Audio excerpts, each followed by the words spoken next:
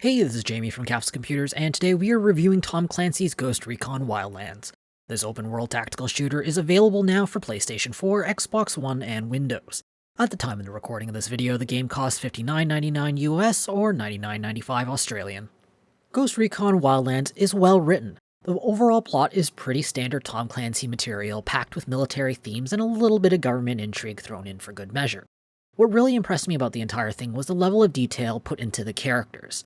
The high-ranking members of the cartel are more than just bad guys doing bad things that you see on most TV shows and movies these days.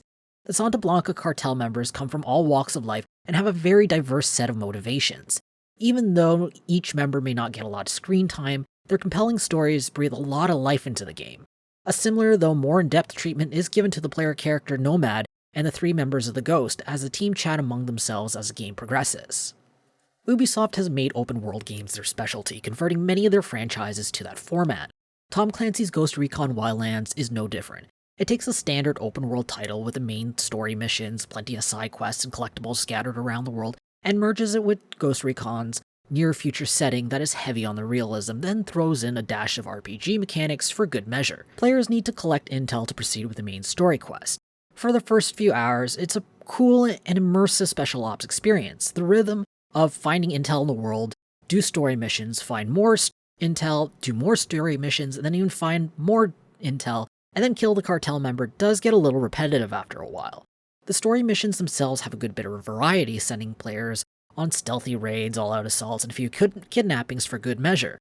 Too bad the side missions really can't break out of the standard traditional open-world mold, as these missions get very repetitive very fast. The game is a solid tactical shooter, the firearms handle well, and there is plenty of variety for the gun nuts out there. Players will need to be careful and play smart though, even at regular difficulties, as players can quickly become overwhelmed by enemy reinforcements and bullets do a lot of damage. Cover is a must, but this game feels way more dynamic than Tom Clancy's The Division, Ubisoft's other tactical open-world shooter. While it's easy to move from cover to cover in Wildlands, it does come at the cost of being more difficult to pop in and out of cover to fire at the enemy. Personally, I wish the game was a little more forgiving when it came to registering the player as being able to pop out of cover to fire, as I find the area to be a little small. Wildlands is a lot of fun to play in multiplayer. For me, coordinating the perfect assault with my friends is half the fun. However, those who prefer single player won't get the full experience, but the game does have enough tools to get players as close as possible. The AI is pretty smart in attack mode and can be issued a variety of commands, including the all-important sync shot that lets players take out multiple enemies at once. The only problem is that the AI is a little stupid when the player is trying to stealth around.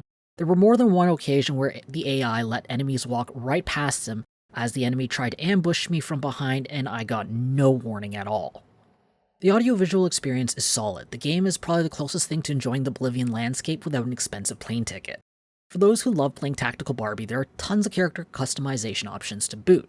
The sound effects and soundtrack are enjoyable. The voice acting is excellent, as expected from a AAA title, but there are some parts where I wanted more. There are only a handful of lines for the radio DJ and the collectibles, which means that the lines get quite old after a while. I do want to raise a couple of issues with the PC version of the game.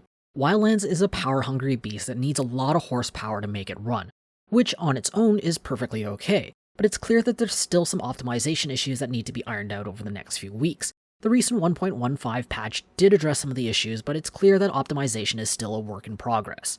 Additionally, the game is modifying the microphone volume in the system instead of controlling it through the application. Ubisoft's previous release For Honor did the exact same thing, and it's a huge annoyance in my book. It really stinks to hop onto a voice over IP program like Discord after playing Wildlands and then blasting the ears of some poor soul. Tom Clancy's Ghost Recon is not reinventing the wheel.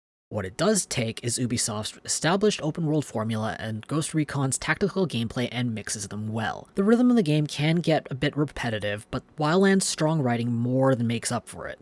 The audiovisual is what you would come to expect from a AAA title, but I do wish there was a little more variety in the voice acting and a bit more polish when it came to the PC release. I'm giving the game 7.5 capsules out of 10. If you want to read our full review, be sure to check out the link in the description or in the video's card. I hope to see you soon. This is Jamie from Capsule Computers signing off. Hey YouTube, if you enjoyed this video, be sure to like it and subscribe to Capsule Computers for more awesome videos. If you're looking for more videos to watch, why don't you check out our review of Ubisoft's melee combat game For Honor here on the left. And if you're looking for something a little more modern, why don't you check out our review of Watch Dogs 2 here on the right.